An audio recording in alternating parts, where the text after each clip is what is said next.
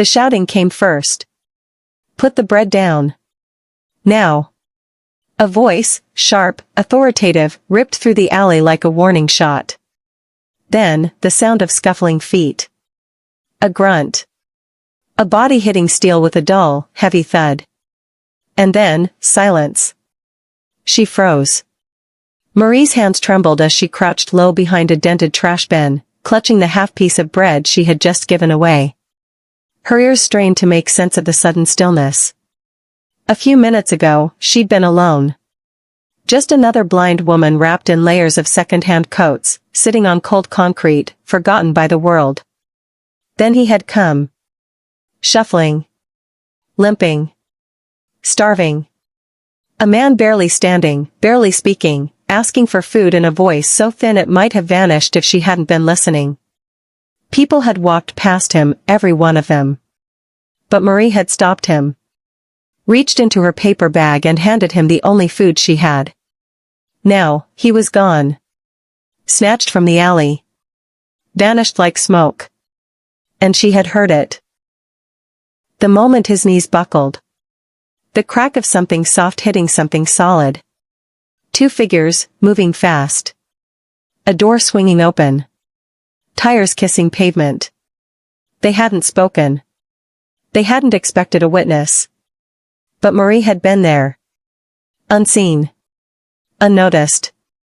And utterly terrified. She couldn't explain it, couldn't even see what had happened, but her gut twisted in a way it hadn't in years. Something terrible had unfolded in front of her, and somehow, she was part of it. The bread was still warm in her hands. His fingerprints pressed faintly into the crust. She didn't know his name. She didn't know who had taken him.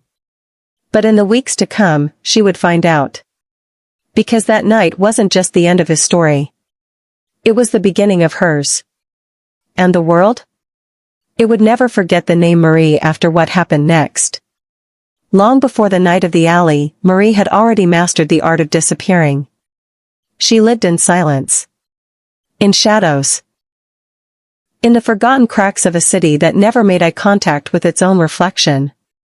Most days, she sat on the corner of Elm and Waverly. Legs tucked beneath her, back against a brick wall warmed slightly by the afternoon sun. In one hand, she held a worn cane, cracked down the middle, but still steady. In the other, a folded paper bag, soft from too much use. No sign. No plea. No cardboard begging for mercy. Just her. People passed by like she wasn't real. Suits on lunch breaks. Teens glued to their screens. Joggers dodging puddles. The world moved around her like a tide that never touched the shore. She didn't ask for money. Only silence. And yet, despite her blindness, despite the hunger, despite the cold, there was something in Marie that refused to break. She still said thank you to the wind when it brushed her cheek. She still whispered good morning to the pigeons who pecked near her feet. She still listened for the sound of a child laughing and smiled, just because it reminded her that joy still existed somewhere. Marie had not always been this way. Once, years ago, she'd had a home. A small one-bedroom walk-up with a leaky sink and creaky floors. She'd had a husband who read to her in bed at night, tracing each word into her palm with his finger so she could feel the story as he spoke it. She'd had dreams too, quiet ones. Modest. Then came the winter that took her sight. Then came the grief that took her heart.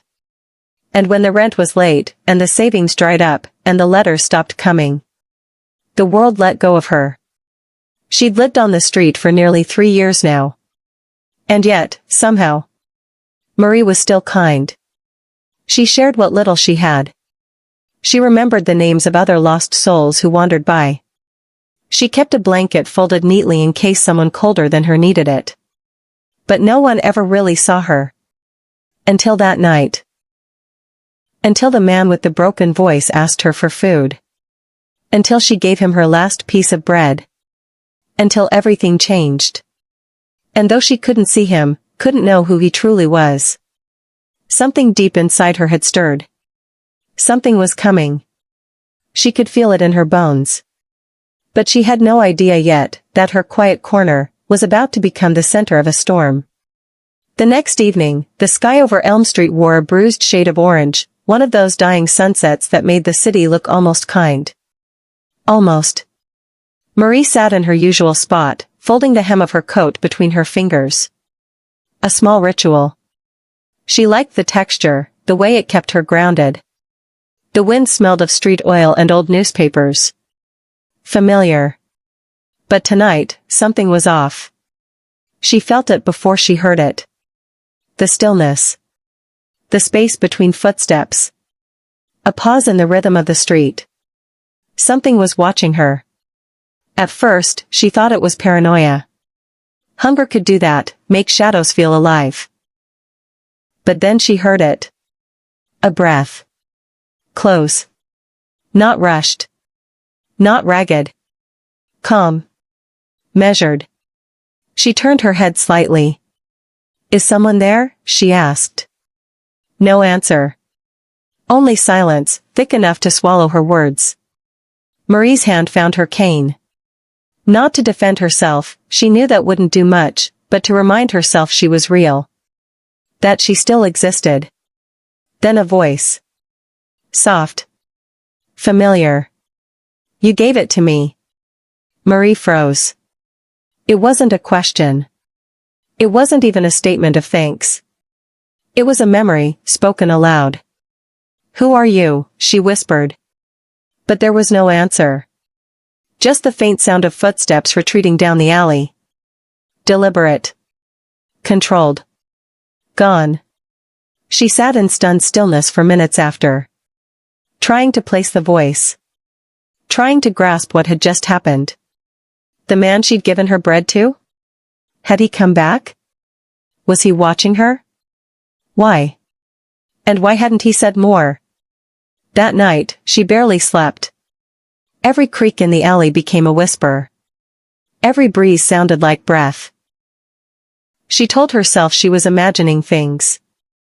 That maybe it wasn't him. But deep down, she knew. The man with the broken voice had returned. And he was watching. Morning came quietly. The city was still asleep when Marie stirred on her makeshift bedding behind the bakery. She was used to waking before the sun, before the trucks rolled in and the cafes opened their doors and the scent of coffee masked the city's sins. But something was different. There was weight beside her hand. Something placed, not dropped. Paper. She touched the edge cautiously. Smooth. Stiff. Folded. Marie turned her head, as though looking might help, even though she hadn't seen light in years. She unfolded the envelope. Inside, nothing but silence. No words. No sound. But the air changed. She could feel the eyes again. Not cruel. Not mocking. Just present. Like someone was studying her. Waiting. She clutched the envelope to her chest and leaned back against the wall, heart racing. Why her? She was nobody. She didn't have anything. And yet, someone had come back. Not to hurt her. Not to help her. Just to watch. Later that day, she asked Danny, the kid who worked at the fruit stall across the street, if he'd seen anyone strange hanging around. He hesitated. Well, yeah, he said. Actually, yeah. Marie turned her face toward the sound. A man. Real quiet. Tall. Wore a hood. Just stood across the street near the paper stand for like an hour. Didn't move. Didn't talk. When? She asked. This morning. Right before I opened. She nodded slowly. It was him. It had to be. That night, the city roared as usual, but inside her, everything was quiet. Focused. Sharpened. She didn't know what he wanted. But whatever it was, he wasn't finished. Not yet. And neither was she. 2 nights later, the wind carried a sound Marie hadn't heard in years, a piano. Soft. Gentle. Just a few notes at a time. Broken melodies, drifting through the alley like a secret being whispered to the dark. She sat up from her blanket near the rusted fence behind the church. The piano was coming from across the street. Somewhere behind the wrought iron gate of the old Carrington estate, an abandoned mansion that had been boarded up since she lost her sight. Nobody lived there. Nobody was supposed to. But the music, it was real. And it was playing for her. Each night after that, it returned. Same time. Same pattern. Delicate notes, like fingers brushing across glass. Not perfect. Not practiced. But personal. Marie never told anyone. Something about it felt fragile. Like naming it would shatter whatever spell had brought it to life. But then, on the fifth night, the music stopped mid-song. Abrupt. As if someone had slapped the keys. Then silence. Heavy. Unnatural. She waited. Listened. Footsteps, deliberate, slow, approached the gate. She could feel them more than hear them. The vibration through the sidewalk. The shift in the air. Then a voice, low, ragged, the same voice from the alley. You still remember the taste of it? She froze. I do, he said. That bread, it stayed with me. Marie's throat tightened. She wanted to speak, but her words caught. The man exhaled slowly. Most people pretend to care. You didn't. You just gave. No questions. A pause. I needed to know if someone like you still existed. Then, the footsteps retreated. The gate creaked. A soft clang as it latched shut. The night swallowed him whole. And Marie? She sat there, heart pounding, hands clenched into fists. She still didn't know his name. Still didn't know why he'd come. But something told her, this was no ordinary man. The morning was unusually loud. Vendors shouted over one another. Cartwheels clattered against uneven concrete. Radios buzzed and crackled from fruit stands and coffee stalls. Marie, seated near the corner where she always waited, tilted her head toward the chaos. It wasn't the noise that bothered her. It was the shift. People were watching her. She could feel it. Their conversations would hush as they passed. Some murmured. A few even paused as if unsure whether to say something, or keep walking. Then she heard it. Footsteps. Not rushed. Not shuffling. Confident. Measured. He stopped right in front of her. I was hoping you'd still be here. Marie's heart climbed into her throat. It was him. The voice. The man from the alley. The piano. The gate. But this time, he wasn't hiding. Why are you doing this? She asked quietly. He didn't answer immediately. She could hear him crouch down beside her, his breath steady and close. Because nobody helped me when I had nothing, he said. And the one person who did, didn't even know who I was. Marie's brow furrowed. Who are you? A pause. Then the rustle of paper. He placed something into her hands. Thick. Embossed. Glossy edges. A card? No. Something heavier. Read it, he said. She shook her head gently. I can't. His voice softened. I know. But you will. Before she could ask what that meant, he stood. Walked away. No urgency. No need to run. The silence he left behind was louder than the crowd. Minutes later, Danny, the fruit stall boy, hurried over.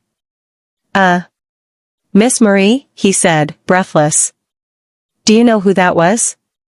She tilted her head. Not yet. Danny whispered, that was Edward Langston. The name meant nothing to her. Who? Danny laughed nervously. He's like, billionaire level rich. Owns buildings. Banks. half the city probably. Marie's fingers tightened around the object in her hand. It was a key card. Smooth. Cold. No markings. Just a single raised bump in the corner, small enough for only her to feel. The man she fed in the alley was no ordinary stranger. He had come back. And this time, he'd brought the world with him. Marie turned the key card over in her hand a dozen times before she used it. She didn't sleep that night. Not even for a minute. The sound of the piano. The voice behind the gate.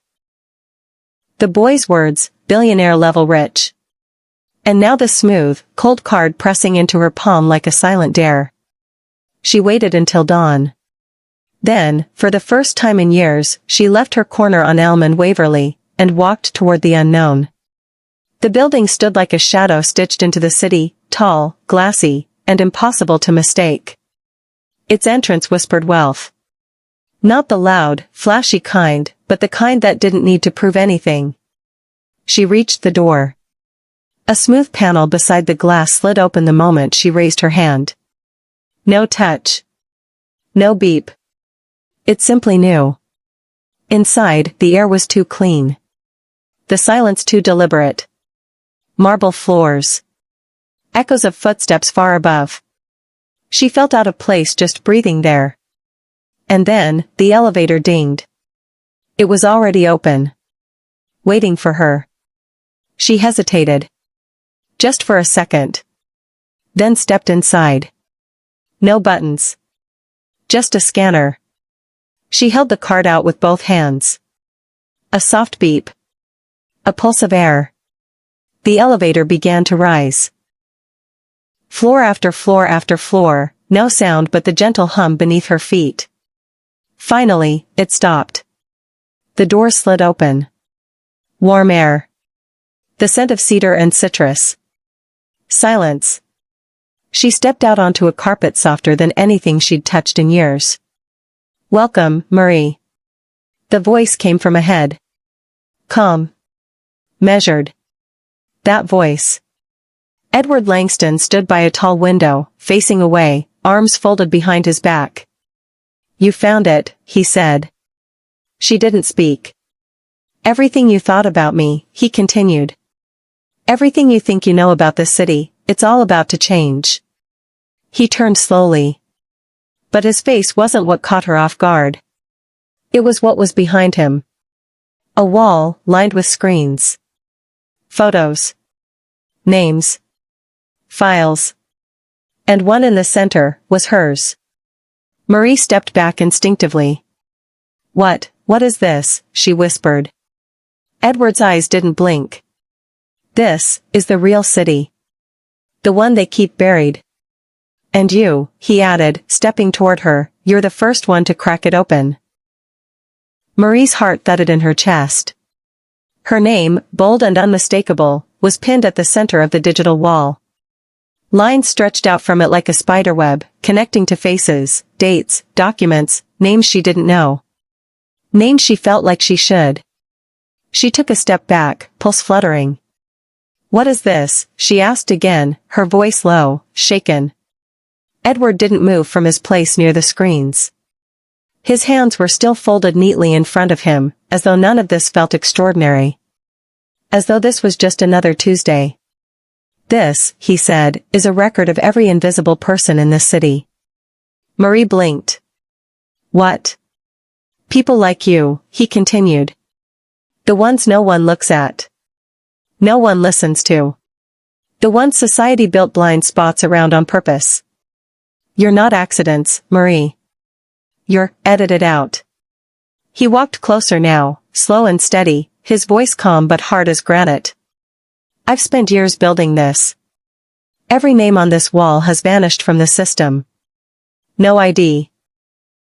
No records. No birth certificates. They were erased. Silently. She shook her head, stunned. Why? Edward didn't smile.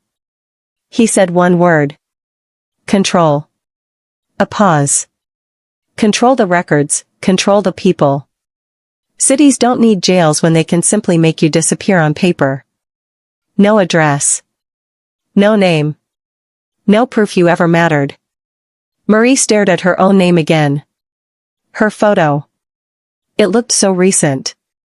How do you have this? She asked. I've been watching you, he said. Long before the bread. That made her breath hitch. He must have noticed. I didn't approach you because of pity, Marie, he said.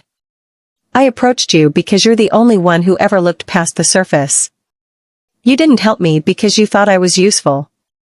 You helped me because I was human. He turned back to the screens. And that makes you dangerous. Marie didn't speak. Not because she was afraid. But because, for the first time in years, she wasn't. Not anymore. Edward turned from the screen and looked at her. Really looked. Not with pity. Not with curiosity. But with expectation. You've seen more of this city than most people ever will, he said. And now, I'm offering you a way to change it. Marie stood still. The carpet beneath her feet no longer felt soft. It felt like a cliff edge. I didn't come here to start a revolution, she said quietly. I know, Edward replied. You came here because you were kind. And the world doesn't know what to do with people like you. He moved to a small table near the wall and opened a drawer. From it, he pulled out a slim black folder. No label. No lock. Just paper and weight and silence. He offered it to her. She took it with trembling hands. Inside, names. Dozens. Some were familiar. People she'd passed on the street. A woman with mismatched socks who talked to herself near the park. An old man who used to sing outside the train station. A teenager who hadn't been seen in months. These people, Edward said, have no legal presence. No government file. They've been scrubbed. By who? Marie asked. People you'll never see, he said.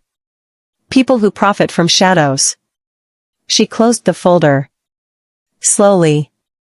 Deliberately. Why me? She asked. Edward didn't hesitate. Because I've offered this to others, he said. They all said no. Too scared. Too beaten down. But you? You gave away your last piece of bread to a man you thought was worth less than you. That kind of courage can't be taught. He paused. I'm not asking you to fight a war, he added.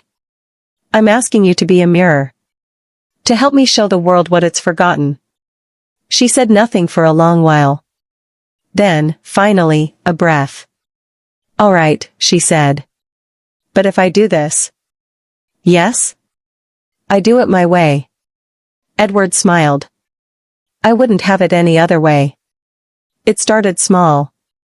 A whisper here. A missing record there. Edward gave her access. Not to weapons. Not to power. To information. An old apartment above a flower shop became her new sanctuary, modest, warm, with a listening station built into the wall. Audio logs.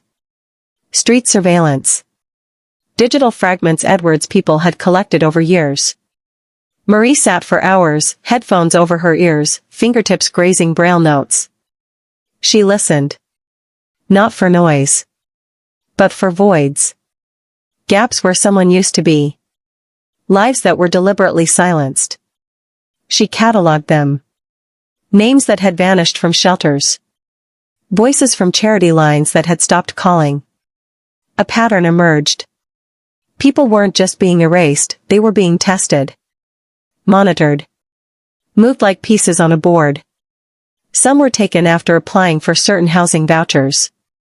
Others vanished after reporting police abuse. A few had simply gotten too visible, too vocal. Then, gone.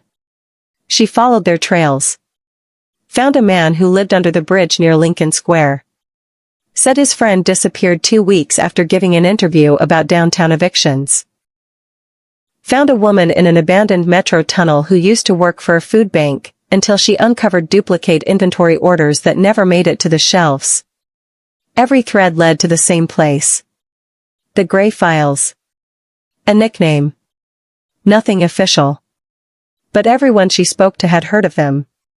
Files kept by someone, somewhere, tracking people deemed unfit to remain in public systems. No address. No phone number. Just erasure. Marie's notes grew thicker. Her questions sharper. She spoke with those who'd given up on being heard, and when they realized The rain came down hard that night. It hammered the streets like war drums. Lightning flashed just long enough to make shadows feel like figures. But Marie wasn't afraid. She felt the tension curling around her like smoke. She knew the city was trying to warn her. But it was too late to stop. She'd found the name. Buried in a forgotten file from a defunct data contractor, wedged behind layers of digital concrete, Project Gray. Governance reallocation and yield, sanitized words for targeted disappearance. She read it again and again. Not with her eyes, but with her fingers. Every letter carved into her skin. This wasn't random. The gray files were part of a black budget initiative meant to scrub individuals deemed socially obsolete, those who no longer contributed to productivity metrics. Poor. Unhoused. Disabled. Marie stared at the list of targets. She was on it. So were people she'd known. People she'd shared corners with. Faces she could still hear, even if she'd never seen them. That's when she made the call. Edward answered on the first ring. "I'm going public," she said. Silence. "You sure?" he asked. "They put me on a list," she said. "For being blind. For being poor. For giving away a piece of bread." Another pause. "Then let's light the fuse." What happened next moved quickly. Edward arranged the broadcast. Not through major networks, they couldn't be trusted. But through a secure stream. Encrypted. Viral ready. Marie sat in a soundproof room, her hands folded in her lap, lips barely trembling. The mic went live. She told her story. Every word. From the moment she lost her husband, to the cold nights on Waverly, to the man with hollow eyes who she fed without knowing his name. She named Project Gray. She listed names of the missing. She read their stories into the light. She didn't cry. Not once. By dawn, it had spread across the country. And by midday, someone knocked on her door. Not Edward. Not a neighbor. Men in suits. 2 of them. No badges. No names. "We need you to come with us," one said. Marie smiled. "Of course," she replied, rising calmly. Because she knew.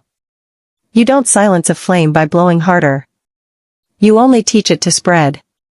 They took her to a building with no name. No sign. Just cold hallways and colder stairs. Marie said nothing. She didn't need to. She'd already said everything that mattered. They sat her in a windowless room. Metal table. 2 chairs. No clock. Just the slow, deliberate pacing of boots behind the walls. After an hour, the door opened. A man walked in. Pinstripe suit. Surgical calm. He didn't speak right away. Just placed a file in front of her. Unmarked. Heavy. "You've caused quite a mess," he said. Marie tilted her head toward the sound of his voice. "Not me," she replied. The mess was already there. I just held up a mirror. He chuckled. Not kindly. "You think you've done something noble?" he asked. "I didn't think anything," she said. "I listened." He opened the file slowly. Photos. Reports. Logs of her activities. Surveillance timestamps. Even an aerial shot of her feeding the man in the alley. Edward. The man behind the curtain. But Marie wasn't afraid. Tell me, the suited man asked, what exactly do you want? She leaned forward. Just slightly. For the city to look up, she said. For 1 second, just look up and see what's been happening beneath their feet. He closed the file. I could make you disappear. You already tried, she whispered. Didn't work. A long silence followed. Then, without a word, he stood and walked out. Hours passed. Then, the door opened again. But it wasn't Edward. It was the world. Outside, reporters had gathered. Protesters. Faces from the file she uncovered. People once erased, now holding signs, shouting her name, demanding answers. Someone had leaked the stream to global outlets. Her story had spread. The city could no longer pretend. The gray files were real. Marie stood on the courthouse steps 2 days later, flanked by Edward and a growing sea of survivors. She couldn't see the cameras flashing. But she could hear the hope. You gave away your last piece of bread, a reporter asked. Why? Marie smiled softly. Because he was hungry, she said. And because I wasn't blind enough to pretend he didn't matter. The crowd fell silent. Then, applause. Not for a hero. Not for a rebel. But for a woman who proved that kindness is the sharpest weapon of all. That week, the city began auditing itself. Laws changed. People reappeared. And Marie? She went back to Elm and Waverly, not to sit in the shadows, but to build something there. A shelter. A listening station. A place where stories like hers could be heard, believed, and never lost again. Because in the end, the last piece of bread was never about food. It was about being seen. And Marie? She was no longer invisible. She never would be again.